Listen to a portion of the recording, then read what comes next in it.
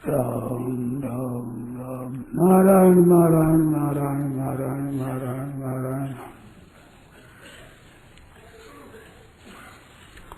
राम राम राम। अब बोलो नारायण। समता की पूरी पराकाष्ठा अपने समझ में कैसे आवे समता समझ में नहीं आती है, समझ समता में चली जाती है। समझ में समता नहीं आती, समता में समझ लीन हो जाती।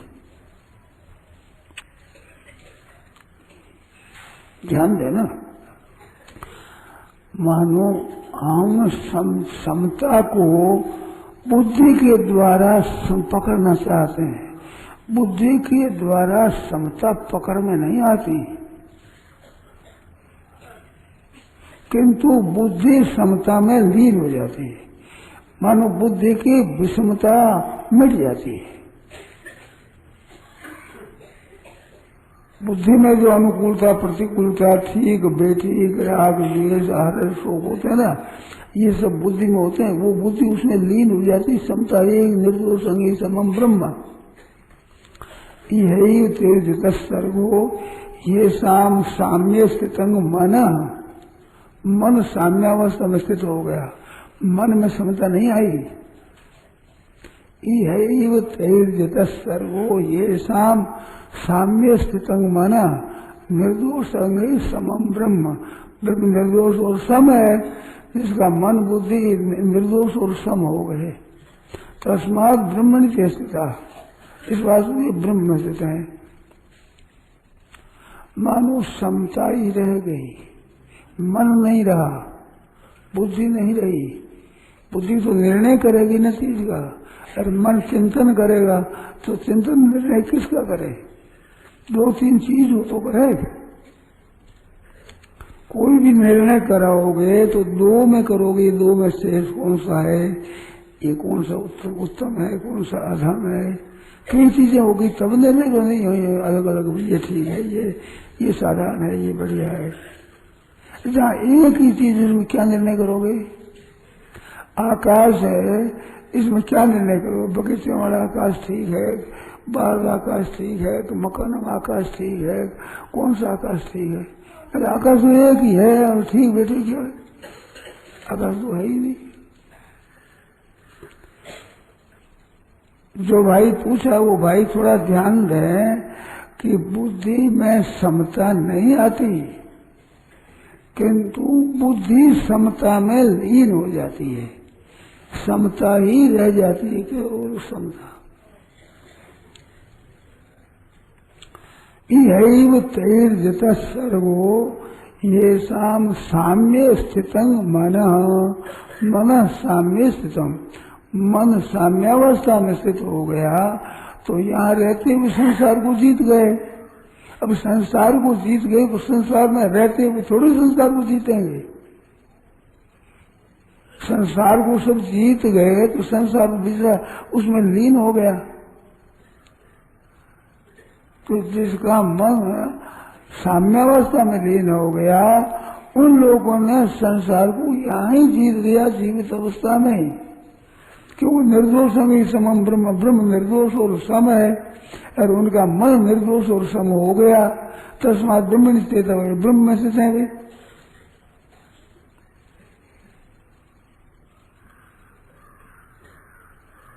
अब तुम शंका जो बोलो, इसमें क्या समझ में क्या नहीं आया है?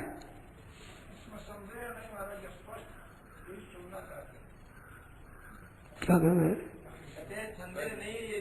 शंका ही शंका का भी देखो, हम समझ में लेना चाहते हैं, समझ में नहीं आता वो। जैसे कोई मन को देखना चाहे तो देख सकते हैं आंखों से, मन बिना आंख नहीं देख सकती। मन बिना आंख देख नहीं सकती, मन से ही आंख देखती है। उस आंख के अंतर्गत मन कैसे आएगा? पांचों ज्ञानेंद्रियों का ज्ञान मन को होगा। अब मन का ज्ञान किसी इंद्रिय से नहीं होगा, क्योंकि मन का ज्ञान बुद्धि का ज्ञान व्यापक है और इंद्रियों का एक एक है। रूप का ज्ञान इससे होगा, शब्द का ज्ञान इससे, स्पर्श का ज्ञान त्वचा से होगा, और रस का ज्ञान रसना से होगा, गंध के ज्ञान नाक से होगा। हिलाया जा रहा है। मन सब में रहेगा। शब्द स्पर्श रूप रस पांचों विषयों में मन रहेगा। तो मन का ज्ञान व्यापक है, तो व्यापक में व्याप्य है, वो उनमें लीन हो जाता है। तो समता ऐसी चीज है कि जो समता समझ में नहीं आती, किंतु समझ उसमें लीन हो जाती है, समझ रहती नहीं है।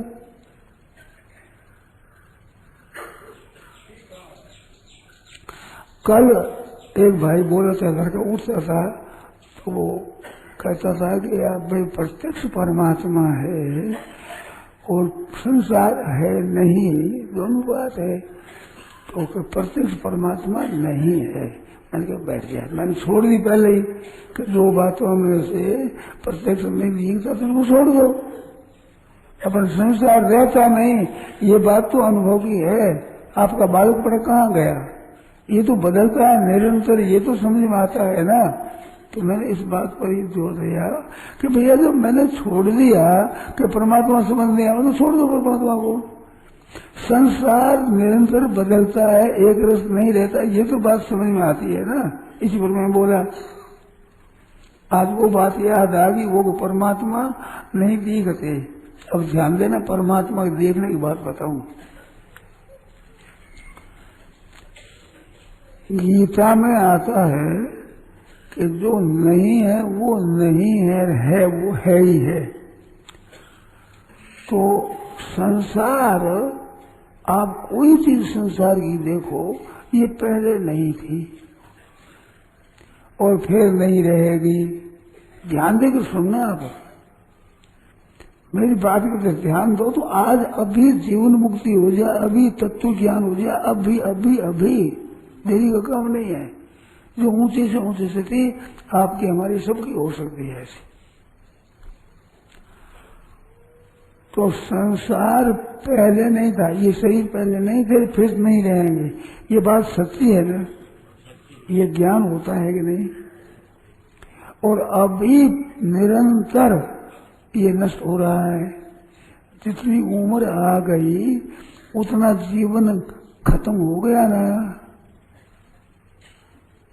यहाँ रहने के जितने दिन थे हमारे, जितने वर्ष आ गए, वे कम हो गए कि नहीं। इतनी मौत नजीक आ गई कि नहीं। तो हरदम नष्ट हो रहा है संसार। संसार पहले नहीं था, फिर से नहीं रहेगा, और अभी वर्तमान में नष्ट ही हो रहा है। सिवाय नाशवान, जिस धनवान में धनवान, तो धनवान बड़ा धन के ही कारण कहलाता है। और धनवान में क्या है, हमारे मुंह में फर्क क्या है। हमारे पास धन नहीं, उसके पास धन है, तो धनवान हुआ वो। ऐसे संसार नाशवान है, तो संसार के पास नाश ही नाश के सिवाय जयराम जी कुछ नहीं है।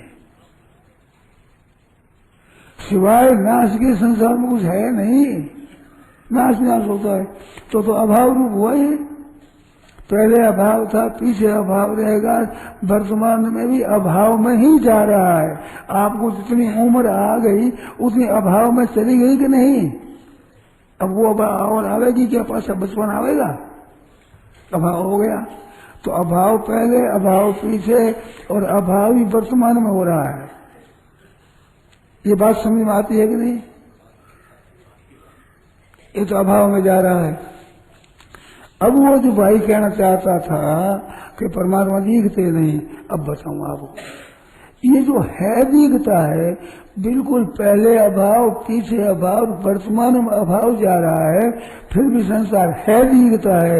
ये संसार का नहीं है, ये है परमात्मा का है। ना सतो विद्यते भावो, ना भावो विद्यते सता।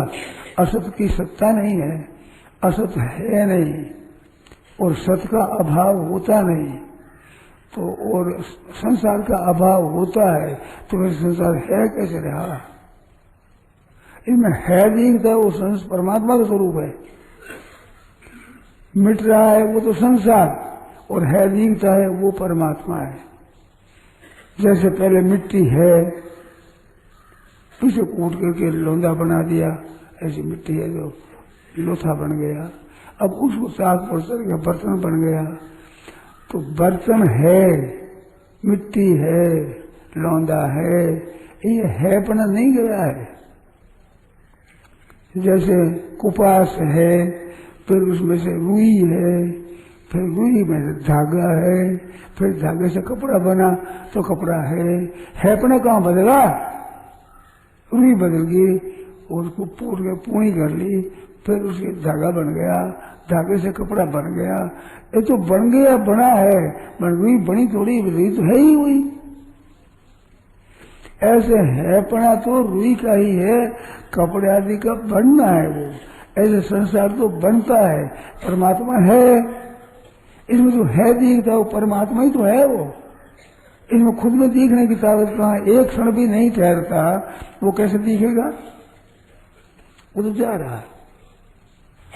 तो हैपना केवल परमात्मा का है, संसार का हैपना नहीं है। संसार में जो है मानते हैं ये गलती है। बालक है, फिर जवान है, कि फिर बुढ़ा है, कि फिर रोगी है, ऐसा मानते हो। तो बालकपना है तो जवानी में कैसे बदला?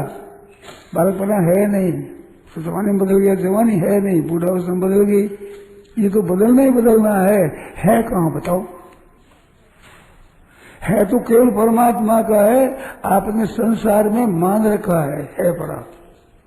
संसार है नहीं, परमात्मा ये में जो है दिखता है वो परमात्मा का स्वरूप है, और नहीं दिखता ये संसार है। अब इसमें शंका हो तो बोलो, हैपना हरदम दिखता है और संसार हरदम बदलता है। नित्य निरंतर बदलने का नाम संसार है, और नित्य ही रहे है ज्यों का त्यों, कभी न बदले, उसका नाम परमात्मा है। बड़ी सीधी, बड़ी सरल, बड़ी सुगम, ठोस सच्ची बात। हैपना संसार में कहाँ है भाई? शरीर में हैपना है कहाँ? शरीर तो बदलने का पुंज है, सिवाय बदलने कुछ नहीं। स्थूल रीति से वस्तु स्थूल दिखती है, ये तो है, और क्रिया दिखती नहीं है। परंतु सूक्ष्म विचार करो तो केवल बदलना रूपी क्रिया ही है, संसार है कहाँ? ध्यान दिया भी नहीं आपने? हरदम बदलता है, हरदम निरंतर बदल रहा है, निरंतर बदल रहा है हरदम। तो है क्या? परमात्मा है, परमात्मा। संसार बदलता है तो है रूप से परमात्मा ही है। संसार रूप से तो आप मानते हो, एकदम धारी जगत परापर करती है, जगत को धारण कर दिया। जगत है तो नहीं, पहले नहीं था और पीछे नहीं, विचार में भी अभी नहीं जा रहा है, तो नहीं सिद्ध हुआ संसार तो। और फिर है दिखता है तो ये है क्या है कि जासु सत्यता ते जड़ माया भाष सत्य इव मोह आया। अज्ञान के कारण से सत्य की तरह दिखता है, सत्य है तो नहीं, मिट रहा है, तो प्रतिक्षण मिट रहा है।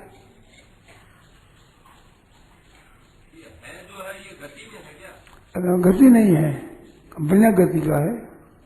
गति तो नहीं में है में गति नहीं है तो स्थिर है। गति वहां कहाँ है? गति हो तो मिट जाएगा, चला जाएगा। संसार में गति है, शरीरों में गति है तो मिट जाते हैं। ये तो स्थायी चीज है, गति नहीं है। गति संसार में है।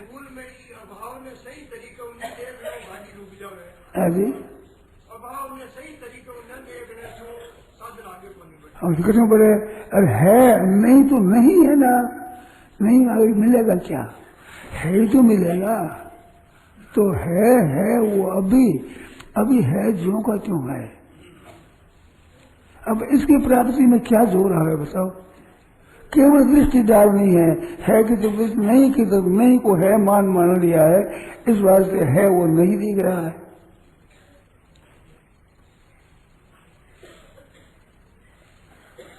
गलती अपने ये करी कि जो है उसको तो अपना माना नहीं, और नहीं है उसको अपना मान लिया, नहीं है उसको तो है मान लिया, और है को नहीं माना। ये गलती हुई। है रूप से परमात्मा ही है, संसार है नहीं। संसार तो बदलता है। वृक्ष पैदा होते हैं, बढ़ते हैं, ऊंचे बढ़ते हैं, फिर पुराने हो जाते हैं, गिर जाते हैं, फिर गल कर मिट्टी हो जाते हैं। तो मिट्टी से नहीं बना, मिट्टी में मिट्टी हो जाएगी। वृक्ष है कहाँ? मिट्टी है पूरी। ऐसे ही संसार है, वो तो मिटता है, हरदम मिटता है। हरदम ही कोई ऐसा क्षण नहीं कि जिसमें संसार मिटता न हो। तो ये तो अभाव ही अभाव है कोरा। पहले नहीं था, पीछे नहीं रहेगा, और वर्तमान में भी नहीं भी जा रहा है, निरंतर मिट रहा है।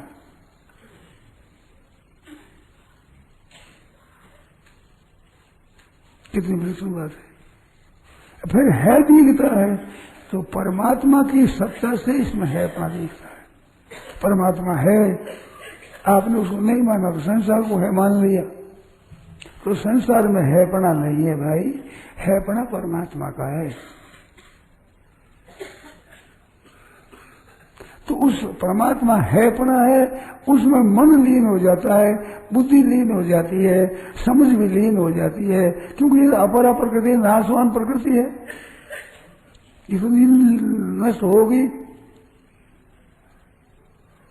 ये तो नाश नहीं जा रही है, निरंतर नष्ट हो रही है। और वो तो स्वयं है तो है, वो तो उसका अभाव कैसा होगा? अरे अभाव का साक्षी कौन होगा? अभाव किसके सामने हो रहा है? अभाव को जानने वाले का अभाव हो तो अभाव कहेगा कौन? अभाव कहने वाला तो भाव रूप है, नहीं तो अभाव को कौन बताएगा? तो समता समझ में नहीं आती, किंतु समझ में लीन हो जाती है। समता में लीन हो जाती है समझ, मन और बुद्धि सब समता में लीन है। एक है बस। विनाशर में परमात्मा के स्वरूप का वर्णन किया तो मैंने कहा कोई सगुण मानते हैं, कोई निर्गुण मानते हैं, कोई साकार मानते हैं, कोई निराकार मानते हैं। तो एक ने पूछा थे क्या मानोगे, तुम क्या मानते हो? मैं है मानता हूं। तो बोलो है परमात्मा। सगुण निर्गुण साकार निराकार ये उनके परिवर्तन अपने देखते हैं, तब देखते हैं। परमात्मा तो है, सगुण है तो ही है, निर्गुण है तो ही है, निराकार है तो है, साकार है तो है। तो संसार में जो हैपना दिखता है वो केवल परमात्मा का है, संसार का हैपना नहीं है। क्योंकि हैपना हो तो संसार नहीं बदले, और संसार बदलता है प्रत्यक्ष तो नहीं है ना। ये जितने बैठे हैं बालक थे, आज बालकपना है क्या? बालकपना बदल गया, नहीं रहा। तो अब जवानी कौन सी रहेगी? और बूढ़ा तो बूढ़ा कौन सा रहेगा? ये रहने की रीत ही नहीं है, तो मिटने की रीत है, हरदम मिट रही है। तो हरदम मिट रहा है वो संसार, और हरदम है जैसा रहता है वो परमात्मा। इसी जानने में क्या बोझ लगता है, क्या इसमें परिश्रम होता है, क्या परिश्रम होता है बताओ? क्या कहे? नहीं, है का आनंद तो कब आएगा? जब संसार के संयोग दिन सुख नहीं लोगे तो आएगा।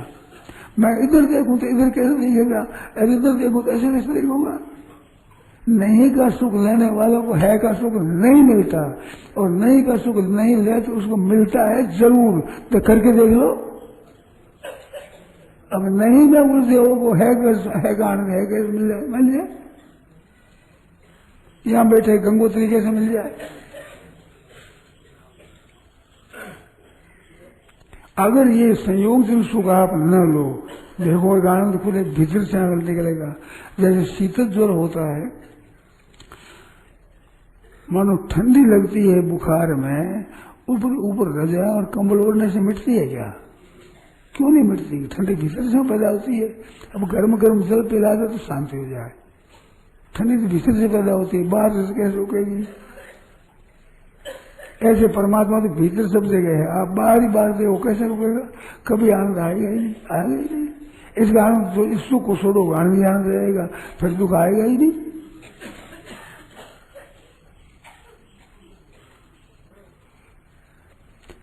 ईश्वर अंश जीव अविनाशी चेतन अमल और सहज सुख राशि। अब सहज सुख राशि आप कैसे समझ में आवे? आप तो संयोग जन सुख लेते हैं ना, सहज सुख कहाँ देते हैं? संयोग जन सुख छोड़ो तो सहज सुख आएगा। यही स्वयं होगा। संबंध से होने वाले सुख सुख अनित्य है, नाशवान है। क्यों? संबंध होने से पैदा होता है, नष्ट हो जाएगा। इसको छोड़ दो, फिर अक्षय सुख मिलेगा। नहीं, बीमारी है ना, आसमान में बुद्धि स्थित है?